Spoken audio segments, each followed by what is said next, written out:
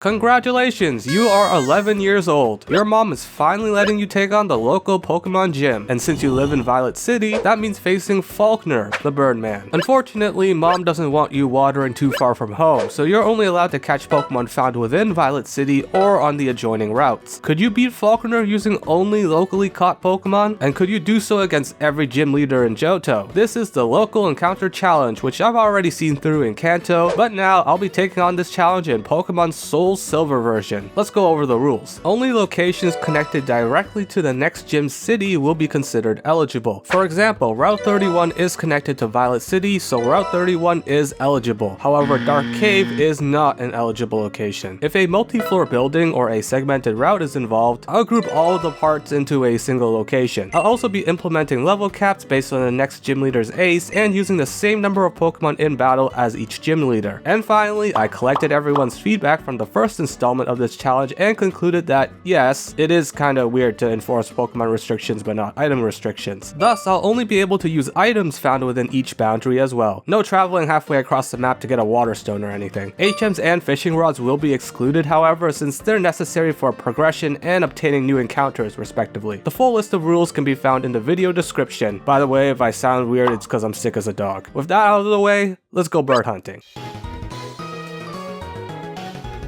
Back in Kanto, we were starved for options against the first gym leader, but that is not the case in Johto. Violet City is connected to many different areas teeming with Pokemon that can cave in Falkner's face. To the east of Violet City is Route 31, where early game staples such as Pidgey, Rattata, and Bellsprout reside, among others. To the south lies Route 32, and although most of the route is blocked off until we earn the first gym badge, we can still access this patch of grass that's home to fan favorites like Mareep and Wooper. Then there's Route 36, situated west of Violet City. No Pokemon can be caught here at this point in the game, but a Heartstone can be obtained on Thursdays, which I discovered by pure coincidence. I outlined every encounter available for each gym split, but totally forgot that the day of the week siblings existed. I'm really good at this whole video planning thing. Anyway, that Heartstone comes in handy because of a certain in-game trade available in Violet City. For the measly price of one Bellsprout, we can trade for Rocky the Onix, one of the best counters to Falkner's Pidgey and Pidgeotto. And for the final eligible location, there's Sprout Tower. Despite its name, Bellsprout cannot actually be found at Sprout Tower. In short, there's a ton of options available for the Falkner fight. I was originally going to use Butterfree and spam Harden, a strategy you all very helpfully reminded me of last time, but Butterfree is unfortunately a HeartGold exclusive and using Beedrill just wouldn't feel the same. So instead, I'm going with the two most obvious choices, Mareep and Onix, the latter of whom will lead off against Falkner's Pidgey and immediately knock it out with a single rock throw, inviting in Pidgeotto. Yeah, don't expect much trouble from this fight. Except for that, I forgot Rocky's a trade Pokemon, so he'll occasionally disobey me because I don't have enough gym badges. Great job remembering that mechanic, Toad's lame. Your Pokemon proficiency is off the charts. It's no big deal though, I can just switch to Mareep and clip Pidgeotto's wings with a few quick thunder shocks. Thanks for the gym badge, Falkner. Ask your dad for some better birds next time. Like one of these 5 iconic assassins from the Assassin's Creed franchise. Ezio Auditore da Firenze, Edward Kenway, Bayek, Basim, and Cassandra have been faithfully recreated from their original appearances and are set to join one of the largest free-to-play multi-platform games around. I am of course talking about Raid Shadow Legends, the sponsor of this video. This is related to birds, just give me a sec. Raid has teamed up with Assassin's Creed to bring Ezio, Edward, Bayek, Basim, and Cassandra into the game as legendary champions. I found it so cool to see them do their iconic stances and run laps around this poor robot. Just look at Ezio effortlessly scaling his foe's arm to take to the skies and deliver a pinpoint blow. And you can obtain the legendary champion Ezio for free by logging into Raid for 7 days starting January 8th. Then continue logging in for another 7 days to earn powerful gear to bolster his strength even further. As a master assassin, Ezio packs tons of debuffs to weaken his enemies so he can weave past his foe's defenses to deliver a precise strike from his hidden blade. Also, Ezio's name is derived from the Latin word for eagle. See, I told y'all this was related to birds somehow. But this special event's only available for a limited time, so download Raid today using my link in the description or by scanning my QR code to claim some incredible free rewards. After all, Raid is celebrating its 7th anniversary this month, so you know new players are gonna be feasting. For a limited time, new players can unlock a huge anniversary starter pack worth up to $200 for free. You can instantly unlock the legendary champion Crockmar the Devourer, and if you reach level 25, you can snag the big, burly, epic champion, Galapo the Recluse. But this anniversary pack is only available if you download the game using my link, remember that. Make sure to sign up soon because between March 5th and 21st, you can snag the legendary spirit champion, Pelops the Victor, via a classic fusion event. New and existing players can get him. If Pelops doesn't do it for you, don't fret because new players can unlock one of these 6 legendary champions for free instead, using their respective promo code. I'm personally partial to Ultimate Death Knight. Not only is he a certified silly guy, but he attacks using giant rats. He's one of several awesome spooky monsters hailing from my favorite faction, the Undead Hordes, which includes standouts like Harvest Jack and the big boy Seeker. So what are you waiting for? Join the vast world of Raid Shadow Legends by using my link in the description or the QR code on screen when you sign up. By the way, you can find me in game. Here's my account. Thank you, Raid, for sponsoring this video. And now, back to our regularly scheduled programming. The quaint town of Azalea is home to a freshwater well, a guy who cuts balls, dozens of cute slowpoke, a guy who handles wood, and most importantly to us, the bug-type gym leader Bugsy. His Metapod and Kakuna are non-factors, so the only real threat to worry about is his speedy Scyther. Fortunately, the routes adjacent to Azalea offer everything you'd need to handle such a threat, except bug spray. To the east is Route 33, where Spearow, Zubat, and some other pokes await. If you only want your Zubat from locations shrouded in darkness, then you're in luck. Just head west of Azalea to Ilex Forest. Only a small portion of the forest is accessible right now, but it's more than enough. Do note that you'll have to beat up a fatherless child to access Ilex Forest, however. If you hate confrontation, then head directly from Azalea Town to Slowpoke Well, another spot where Zubat resides. Finally, there's Azalea Town itself. Several strong Pokemon live in the trees, and by several, I mean Heracross. But since Headbutt isn't available until after obtaining the second gym badge, we can't get it just yet. Not like we'll need him. Beedrill couldn't hack it against Falkner, but has the type resistances to go toe-to-toe with Bugsy. It's also very serendipitous that Zubat and Spearow both get 60 base power flying moves right at the level cap of 17. Spearow leads off against Scyther, who is busy focusing its energies, letting Spearow land a strong aerial ace that cuts its foe down to half health, and triggers Scyther's held Citrus Berry. Scyther's response is a non-threatening leer, allowing Spearow to land another aerial ace that unfortunately can't KO. Bugsy pops a super potion, but that's just delaying the inevitable. Spearow connects with a third aerial ace, and Scyther wastes another turn by using Leer, before Spearow finally lands the killing blow. Bugsy's remaining Metapod and Kakuna are little more than metaphorical white flags, letting Spearow secure the sweep and the second gym badge. Just 2 badges in, and it's apparent that Game Freak really considered providing good options to beat each gym near each gym, more so than in Kanto, which obviously they do, providing the player with the tools to complete a puzzle, but letting them put the pieces together is game design 101. I came up with the local encounter challenge to basically confirm this, so it's been neat to have my assumptions verified. Anyway, it's time to confront the Antichrist. Whitney and her milk tank are among the most infamous entities in the entire Pokemon franchise. Milk Drink, Attract, Stomp, and Rollout traumatized an entire generation of kids. Then another once the Johto remakes came out. Not me though, I just leveled my Quilava to 30 and spammed Flame Wheel like the skilled Pokemon player I was. That highly complex strategy's not gonna cut it this time however, but Goldenrod offers a smorgasbord of options for handling its gym leader. To the south lies Route 34, home to rats, blobs, tapirs, and whatever the hell Kadabra is. North of Goldenrod is Route 35, which plays host to all manner of interesting options. Hoot Hoot has Hypnosis, Pidgeotto can spam Sand Attack to become unhittable, and Yanma can spam Double Team to become unhittable. Have fun actually finding a Yanma though. Don't forget about Goldenrod City itself, which has an intriguing selection of Pokemon available via Game Corner Prize or, more importantly, via trade. Not in the global terminal though, that place is more abandoned than a Target store in Canada. There's an NPC in the Goldenrod department store who wants a Drowsy in exchange for their Machop. Not only does Muscle here match up well against Whitney's normal types, but she is also female, making her immune to Clefairy and Miltank's Attract. I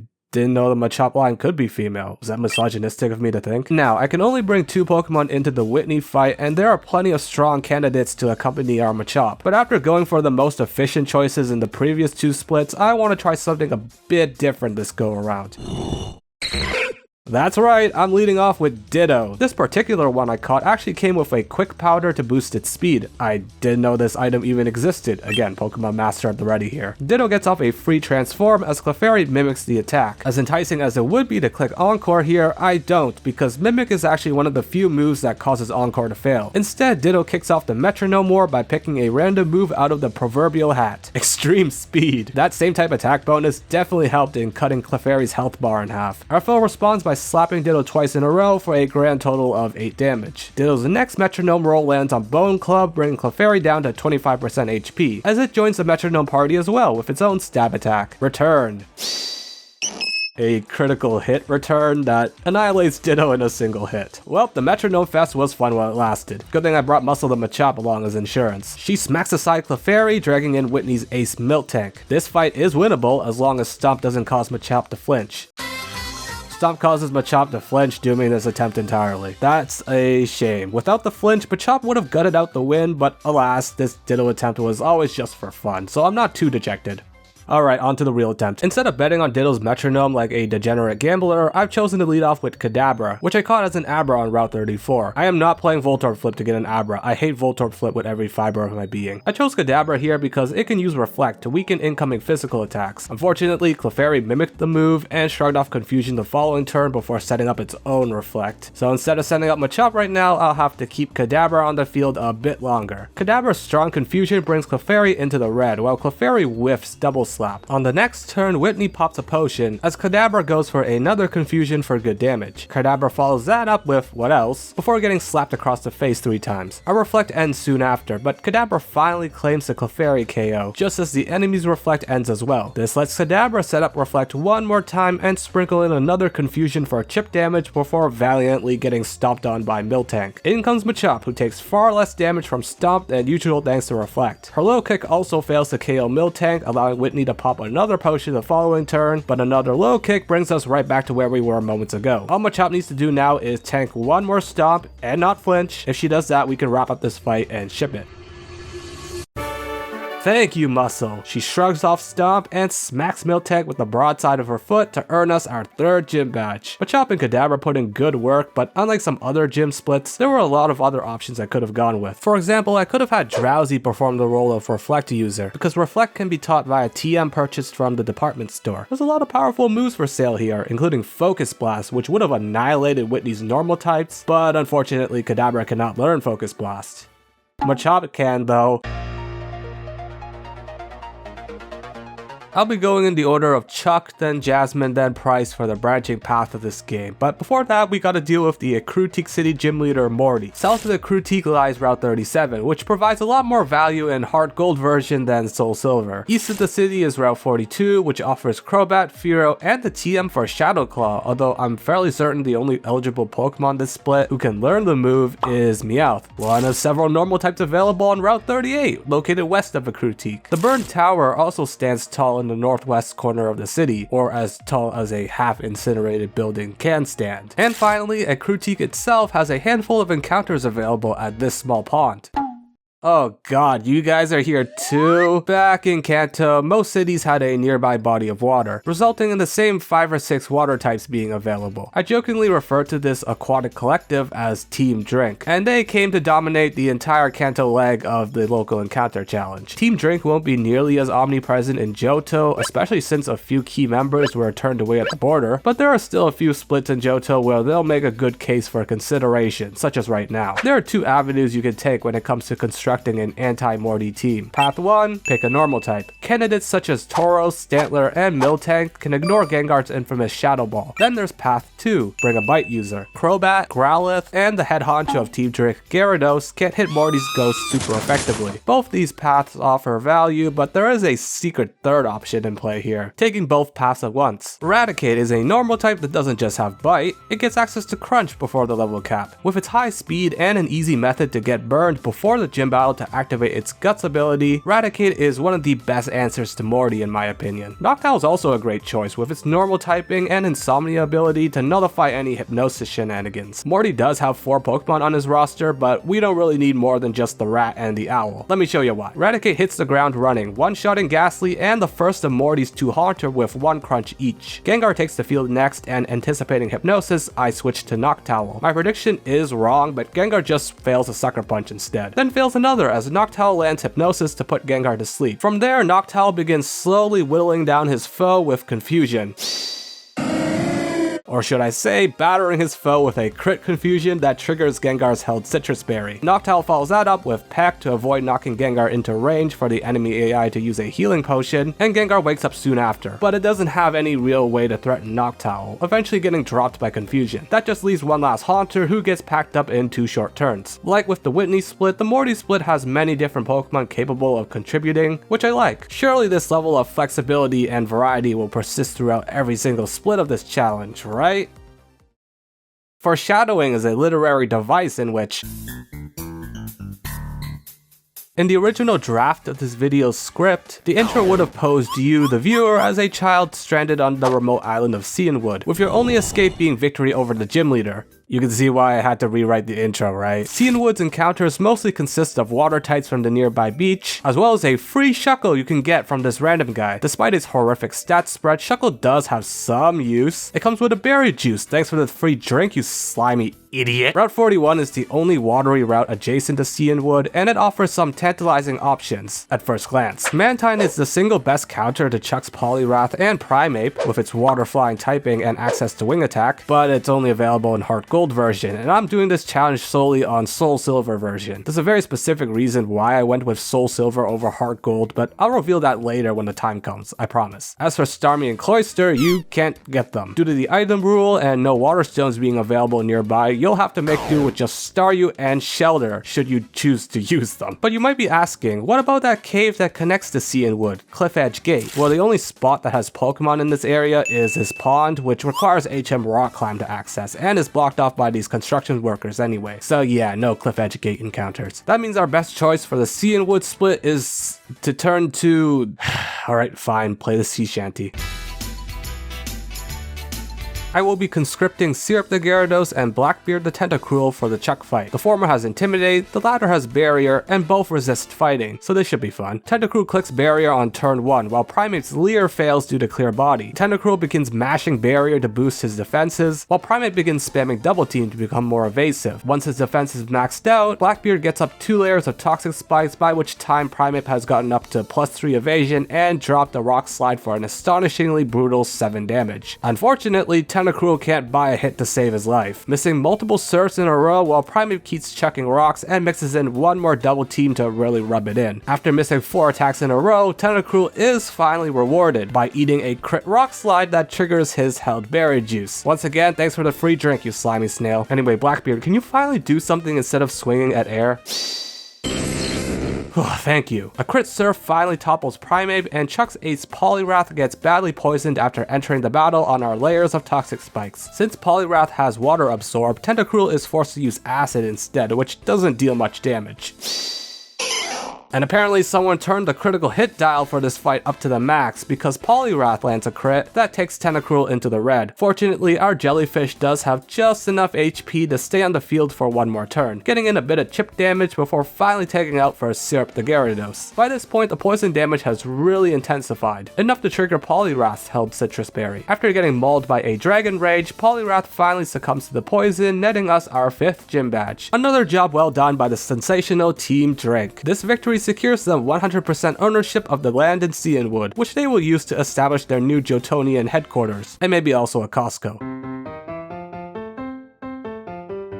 Olivine is a port city situated by the sea, so all of its available Pokemon are water types, except for Electrode, but do you really want to use one against 2 Magnemite and a Steelix? There's also Route 40 to the west, which offers the exact same selection as Olivine City, sans Electrode. At least Route 39 to the north has some more variety, although that's the extent of our options for this gym split. So yes, I'll once again have to enlist the talents of a certain aquatic institution, who have a proclivity for playing dress up. Kingler actually has an excellent matchup against Jasmine's team, team. Yeah, he's weak to electric moves, but he gets Mudshot, which can one-shot Jasmine's Magnemites as long as Kingler has a special attack IV of 9 or higher, and at least a neutral special attack nature. That being said, Mudshot can miss, opening the door for Magnemite to sneak in a hit. Or should I say, cook our crab so hard that it's now on the menu of every local seafood restaurant. Fortunately, Tentacruel can take over and one-tap Magnemite with Surf, then do the same to Steelix for the W. Easy gym. By the way, when Jasmine is describing steel types before you battle against her, does she hit a gong as an example?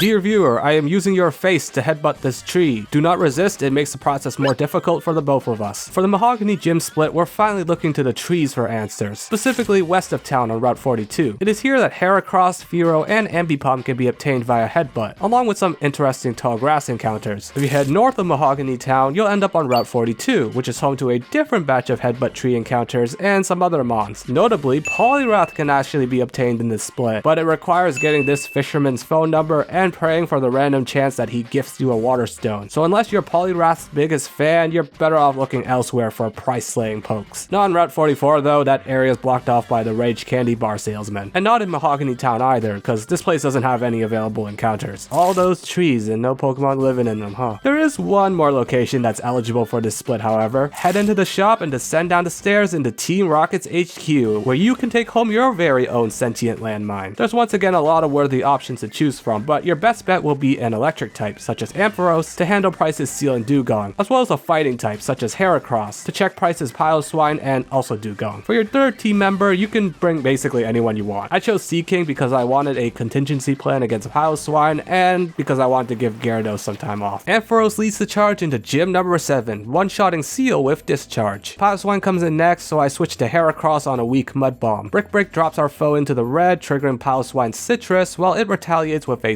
surprisingly strong Ice Fang. Not enough to deter Heracross from knocking it out on the following turn, however. That just leaves Dugong, who moves first with Ice Shard to bring Heracross to his knees, but he hangs on and fires off one more Brick Break to barely miss out on the kill. While Pryce uses a Hyper Potion, I switch back to Ampharos. Dugong's Aurora Beam does little to Amphi, while Discharge brings Dugong right back into range. Pryce pops a second heal only for Ampharos to repeat the same feat, and then Dugong tries going for rest just to be brought low again. All Dugong can muster is one more sleep talk that fruitlessly calls rest before Ampharos secures us our penultimate Johto gym badge. Fun fact, while I was surfing around Route 42, I bumped into Entei, one of the roaming legendaries. Had I actually captured this thing, I'd probably be putting Pryce into a fire spin cycle. The final Johto gym leader, Clair, specializes in dragon types, one of the most fearsome and powerful Pokemon types around with few exploitable weaknesses, which makes the nearby ice path all the more amusing. Upon closer inspection, however, there are some startling drawbacks with each ice path resident, except Crobat. Crobat can do no wrong. First, there's Delibird, who has been afflicted with an unfortunate terminal condition called being ass. Second is Jinx, who is fast and boasts impressive special attack, but the Ice Beam and Blizzard TMs are unavailable in this split. So Jinx's only ice type moves available before the level cap of 41 are Powder Snow, which has a low base power, or Avalanche and Ice Punch, which you and I could probably survive a hit from. Then there's Piloswine, who's okay, but it can't evolve into Mamoswine because it only learns Ancient Power via Move Tutor in Gen 4. The tutor is actually located in Blackthorn City, but there's no way to obtain a heart scale within the permitted boundaries. So yeah, sorry, no Mamoswine. That means the best user of an ice move in this split isn't any one of these 3 ice type Pokemon, it's Gyarados. Several Team Drink members are on standby in Blackthorn City's waters, chief among them being our omnipresent friend with the white whiskers. There are also a couple of interesting Pokemon living south of Blackthorn on Route 45, including Skarmory and Ursaring in SoulSilver, and Donphan and Gligar in HeartGold. No Gliscor unfortunately, as the Razorfang is unavailable for this split. I can only field 4 Pokemon for this upcoming gym battle, so my first 2 choices will be Skarmory and Golem. Yes, itemless trade evolutions are allowed. All you need to do is go upstairs in the local Pokemon Center and trade with your uncle who works at Nintendo. For my last 2 roster spots, I went with 2 Team Drink members, the ever-reliable Gyarados and a mystery member who will be revealed later during the battle. Clair opens with Gyarados while I lead with Golem, as this Gyarados has no water moves to speak of. It does have Dragon Rage, but Golem can shrug it off before going for Rock Blast, unfortunately only getting in 2 hits. Another Dragon Rage makes the situation dicey and necessitates higher Rock Blast rolls from Golem. but a crit on the second hit of Rock Blast will work too. Gyarados goes down, inviting in Clair's terrifying Kingdra. And here's where that mysterious fourth member can finally show his face. There's no Water Stone nearby, so Poliwhirl can't evolve into Poliwrath, but it doesn't need to evolve, because it still has Water Absorb, which nullifies Kingdra's fearsome Hydro Pump. And despite Kingdra using Smoke Screen to drop his accuracy, Poliwhirl still connects with Hypnosis to tuck his foe into bed. That lets Golem safely take the field again, and blow himself up, taking down Kingdra with him. That sets up a Gyarados v Dragonair showdown, but Elvarg just misses out on the Ice Fang when it KO, then gets paralyzed by Thunder Wave. Clair pops a full restore while Gyarados unleashes another Ice Fang but fails to kill again. She then has to tank a Dragon Pulse, but the Serpent of Many Names does finally score that KO on the following turn, only to be greeted by another Dragonair and another Dragon Pulse to the face. Gyara's still sitting pretty in the green however, and Ice Fang brings Dragonair down to its last legs. Tail, whatever. Unfortunately, Clair has another full restore in her back pocket, and Gyarados is too paralyzed to respond. Dragon Pulse brings Gyarados into KO range, but she musters one more Ice Fang to bring Dragonair down to her level. From there, an unexpected savior swoops in, Poliwhirl, who grits his teeth through a Dragon Pulse, then outruns Dragonair on the following turn to finish it off with Body Slam and earn us our final Johto Gym Badge. But no Pokemon challenge is complete until the Elite Four and Champion are defeated, so we have one more stop before the Johto edition of the local encounter challenge can be considered finished. But about that.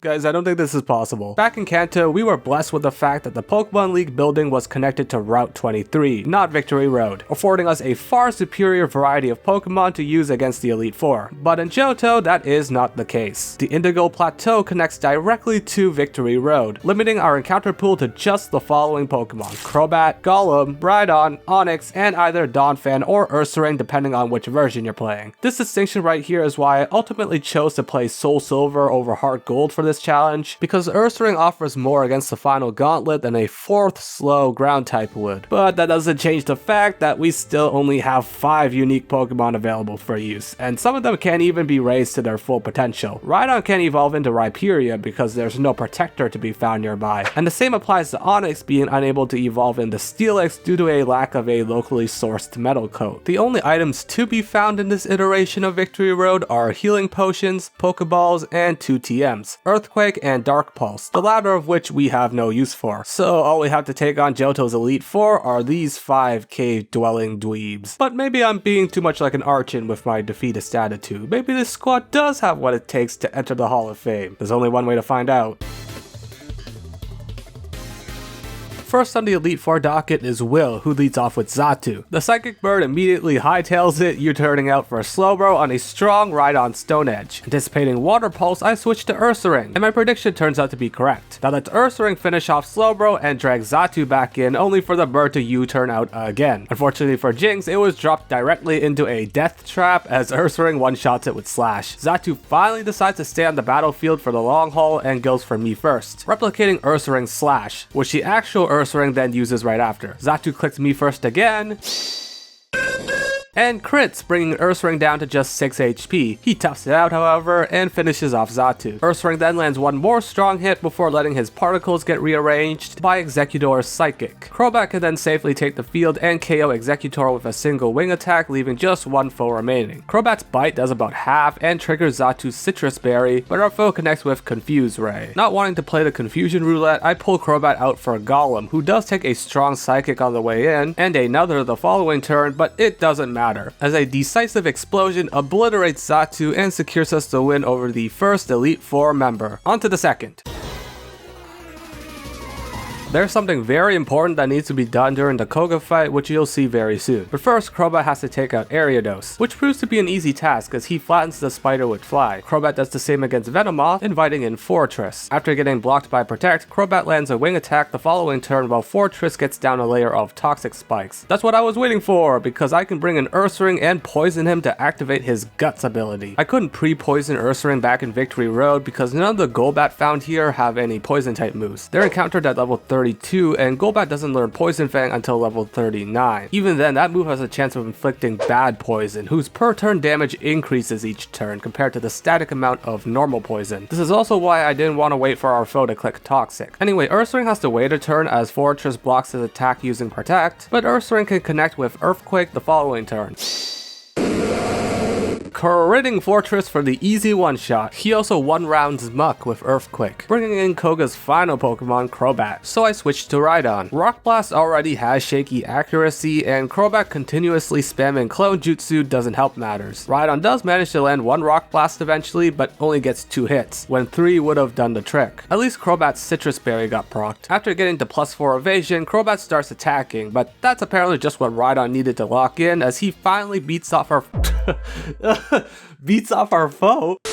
As he finally finishes off our foe and nets us our second win at the Indigo Plateau.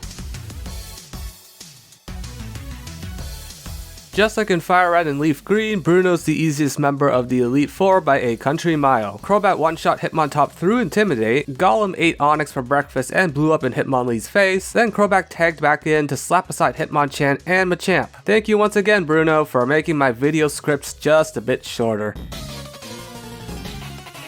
Strong Pokemon, weak Pokemon. That is only the selfish perception of people. Truly skilled trainers should click Explosion on turn 1. With Karen's tanky Umbreon handled, the floodgates have burst wide open. Crobat one-taps Vileplume, Rhydon puts down Houndoom, Crobat returns to take out Gengar after a prolonged exchange, and Ursaring circles back to clip Murkrow's wings. With that, the Elite Four has been vanquished, leaving just one opponent left standing between us and the title of Pokemon League Champion.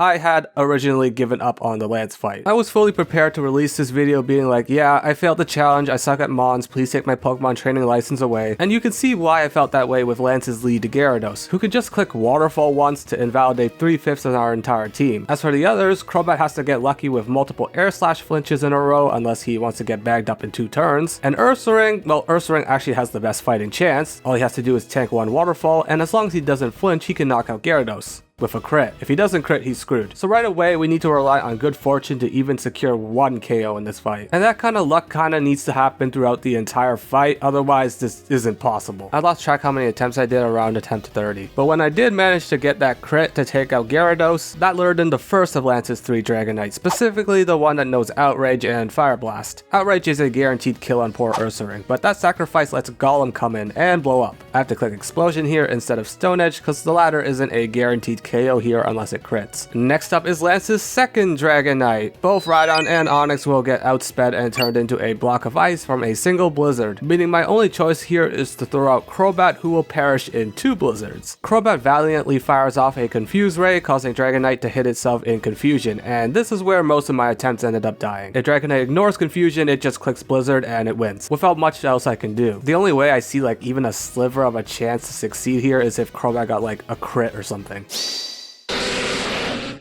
Like that. But Dragonite just snaps out of confusion and paralyzes us with Thunder Wave, further reducing our chances. It then dished out a strong Hyper Beam, and while Crobat managed to land another Confuse Ray, he still needs a lot more luck to even sniff an opportunity for victory. Yeah, Dragonite could take a turn to recharge from Hyper Beam, but Crobat could just waste a turn being paralyzed. And yeah, we could also get another opportunity upon Dragonite hitting itself in confusion, but Crobat could just fumble yet again. Alright, I accept my fate, Dragonite. Smite us down yet again. Or it could waste a second turn to confusion, letting Crobat connect with Air Slash and finally knock out Dragonite. Unfortunately, Crobat's too slow to do anything else except die to Aerodactyl's Rock Slide, but I see an opportunity here. In comes our last real team member, Rhydon. Sorry Onix, you don't count, you suck. You don't even get a Rock type move for the Elite Four due to how your level up moveset is. Anyway, Rhydon is our last hope, but he can shrug off a paltry crunch before one-tapping Aerodactyl with Stone Edge, inviting in Lance's 3rd Dragonite. This one doesn't have any super effective attacks against Rhydon, so it has to resort to using Dragon Rush, which it whiffs, letting Rhydon land not 1, not 2, not 3, not 4, but 5 5 hits of Rock Blast. That's a KO. All that remains is Lance's Charizard, and you can see how this will end. Charizard gets off a solid air slash, but doesn't get the flinch, meaning Ryan can hit one last Stone Edge for the win. Despite innumerable failed attempts, we ultimately managed to beat every single gym leader in Johto using only Pokemon found nearby, Pokemon League included. Yep, that's it. We can rest on our laurels now. Nothing else to do, but thank you all for watching the video. Shout out the channel members and make one last quip before abruptly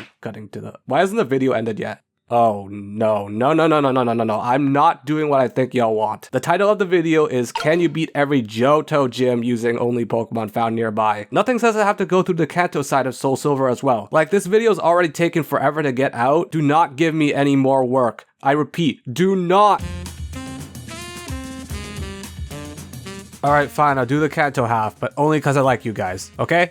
I will be skimming through these remaining gyms, however, because the Kanto side of HeartGold and SoulSilver is an infamous cakewalk, even under the local encounter challenge rules. Also, I don't want to sink any more hours into this project that I already have. Take the Vermilion City split, for example. I could show you every adjoining route's vast selection of Pokemon, or I could just tell you that Diglett can be found by smashing rocks in Vermilion. Dugtrio can single-handedly sweep Surge's entire team with Earthquake, which it naturally learns. The only real potential logjam would be Electro getting off multiple double teams to become unhittable, but that never happened in my one and only attempt. 9th gym conquered. Next. There's a wide selection of checks available to fold Sabrina's team in half. I went with Gengar, who can outrun and annihilate 2/3 of her team with Shadow Ball. It does die to Alakazam, but the ever-reliable Gyarados can clean up for the win. This method is contingent on several factors, such as Gengar having a good special attack IV, but my uncle who works at Nintendo kindly hooked me up with one. Thank you, Uncle Jim. Go outside and befriend a local bird. Congratulations, you are now qualified to take on Erika. I went with Firo, Muck, Macargo, and Vespiquen, who is also my cut user to access the gym. By the way, this ain't gonna be the last time you see Macargo in this run. Upon obtaining the National Pokédex, you unlock the Hoenn and Sinnoh sounds, special Pokégear radio programs that you can play to affect tall grass encounters. On Route 5, south of Cerulean City, you can use the Sinnoh sound to obtain Luxray and Plusle, more than capable sweepers against Misty's water types. Just make sure you complete the Kanto radio tower side quest first so that you can use your radio in the region, and also pack a grass type to handle Misty's Quagsire. Route 19 to the south of Fuchsia City is blocked off until we acquire 7 gym badges, which unfortunately means no team drink reunion. Though Gyarados can still be found in Fuchsia City and is useful for neutralizing Janine's wheezing. Firo can also one-shot her Venomoth, but the real star of the show was Macargo, who took out Crobat without getting confused, torched Ariados number 1, and took down Ariados number 2 with it. That's why he's the Macargo! If you had told me that Macargo of all Pokemon would play a big role in the Kanto half of the local encounter challenge, I'd be shocked. Mostly because I didn't even know you could find this thing in Kanto until just now. I'm Blaine, I have a PhD. I realized the error of putting my fire-type gym on an island surrounded by water, so I rectified that mistake by moving my gym to a different island surrounded by water. Team Drink, never heard of them. Did I mention I have a PhD?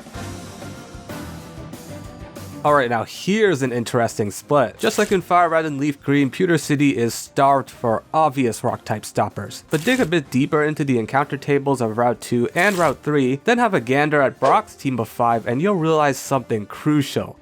All of Brock's Pokemon have feet. No, seriously, this fact is important because it means Fortress can lead off and get up 3 layers of spikes to ensure big damage every time Brock sends out his Pokemon. I originally intended to sack Fortress right then and there with Explosion, but it actually managed to take out Graveler with 2 mirror shots, then one-shot Rhyhorn after Spike's damage, and finally go down swinging versus Onix, thus ushering in the Birdemic. 4 Whirlwind users, 1/4 of the foe's HP lost every time they're forced to switch into our carefully placed bed of spikes. Not every participant in the Birdemic is physically a bird, but they are in their hearts. Unfortunately, Kabutops and Onix outspeed most of our team, so we do eventually have to click moves other than Whirlwind to assure victory. Could I have just spammed Mirror Shot with Fortress at the start and then close combat with Staraptor to achieve the same results much quicker? Yes, but open your heart to fun and whimsy and you'll find life much more enjoyable.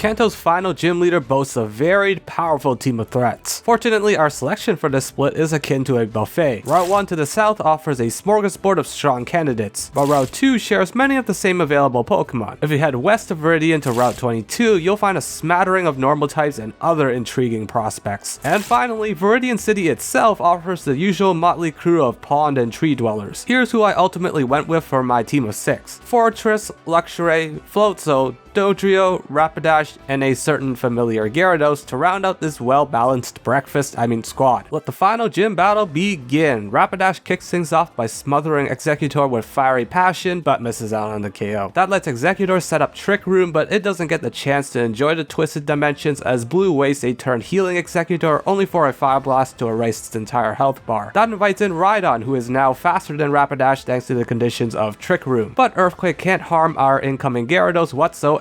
Stone Edge can though, and leaves a sizable dent, but thanks to Gyarados' Intimidate, she survives, then swings back with Waterfall for the one-hit KO. Machamp's up to bat next, so I switch to Luxray to tank Thunder Punch as Trick Room ends right there. That means Dodrio can safely tag in on Earthquake before dialing up a Drill Peck that sends Machamp back to yesteryear. Blue's Gyarados has Intimidate, but so does our Luxray. Gyarados boosts its offenses with Dragon Dance, but Blue greets for a second Dragon Dance, and that proves to be Gyarados' undoing as Luxray zaps it into oblivion. Next up is Arcanine, so I bring in our own Gyarados for the crucial Intimidate. Syrup is quite low however, so she has to brace herself for Arcanine's huge Flare Blitz. But she hangs on with 10 HP remaining. The enemy Arcanine now sees a swift and easy kill with extreme speed, but I predicted that and switched to Floatzel, shrugging off the hit. Floatzel rides a big waterfall but doesn't have enough juice to secure the one-shot, forcing her to eat a Dragon Pulse afterward. The next 2 turns are spent watching Blue pop a full restore, only for Floatzel to undo the effects with Waterfall. Once our opponent runs out of healing potions, Floatzel can blow past Arcanine with her own priority move, finishing off with Aqua Jet. That just leaves Blue's Pidgeot, who does land a strong Air Slash on Fortress as she enters the fray, then another, but it's not enough to kill. Fortress blows up, claiming us our final gym badge. But we still aren't done yet. There's one more stop left on this journey. The chiropractor's office. My back is killing me from sitting here so long.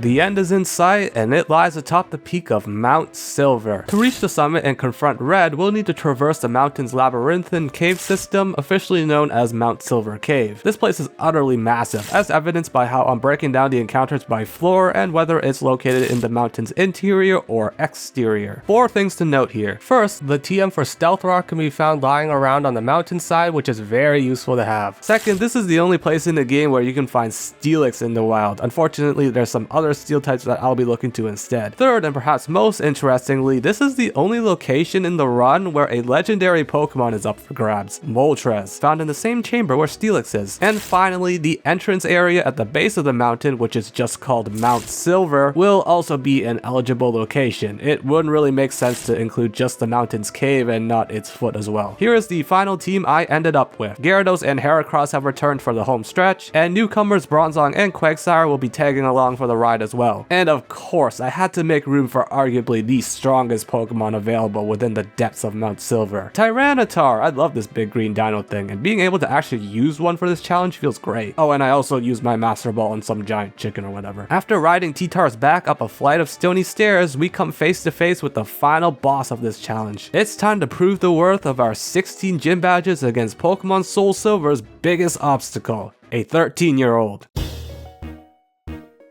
Red leads off with Pikachu, while I open the battle with Tyranitar, whose Sandstream ability cancels out the natural hail for a Sandstorm. Pikachu lands the first blow with a strong Iron Tail, knocking T-Tar into KO range, but Tyranitar's retaliatory Earthquake scores a one-hit KO. That invites in Blastoise, the biggest threat to our team as we're pretty strapped for Water-type checks. I swap to Bronzong, who admirably tanks a Focus Blast on the way in, then eats another Focus Blast the following turn before getting up Stealth Rocks. This Blastoise must have a deep-seated fear of stones, however, because it starts faltering badly. Bronzong gets up a free safeguard because Blastoise whiffs, and with Syrup the Gyarados tags in after, Blastoise misses a second consecutive Focus Blast. Despite the howling sands surrounding the battlefield, Blastoise decides to pivot to using Blizzard, landing a solid hit on Gyarados while she sets up with Dragon Dance. I sprinkle in a second Dragon Dance too, and Blastoise fails to punish my greed by whiffing another Blizzard. A Bite or Waterfall here, combined with the persistent chip damage from Sandstorm, would bring Blastoise low enough to force Red to use a full restore. So I instead make Gyarados use Ice Fang for less damage, but the guarantee that it won't trigger a full restore. But then Blastoise misses Blizzard again, which means now Gyarados can use Bite to secure the kill. Next up is Snorlax, and I let Gyarados rip off a +2 waterfall, fully expecting her to go down soon after. Sure enough, Snorlax claps back with Crunch.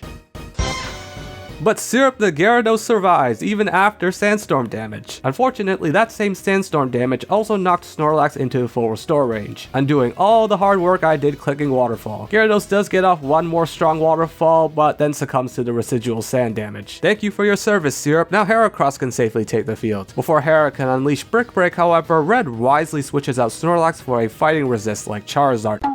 Wait, what? Red, why would you do that? You just served your Lapras on a silver platter for no good reason. Hera even ended up getting a one-hit KO. And now Red sends out Charizard.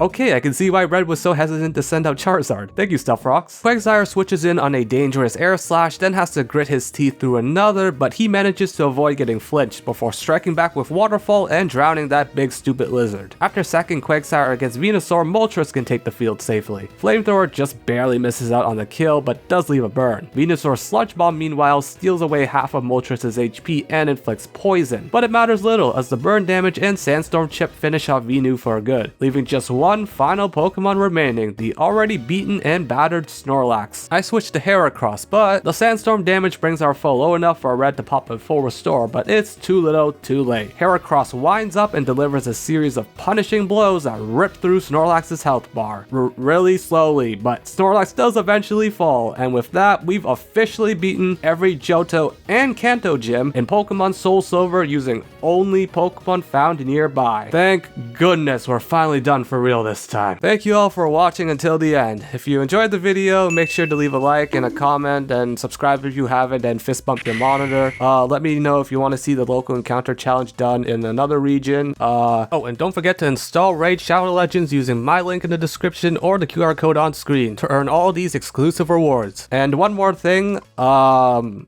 don't know, go away.